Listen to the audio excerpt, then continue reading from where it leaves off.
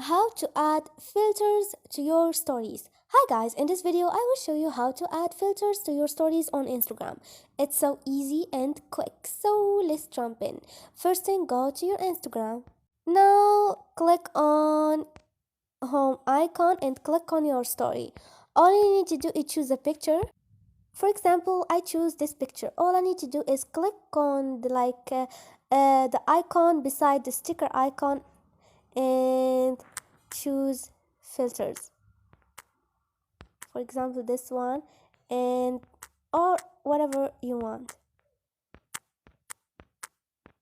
You can also save filters to your favorite if you loved one of those filters. Now you can add music too.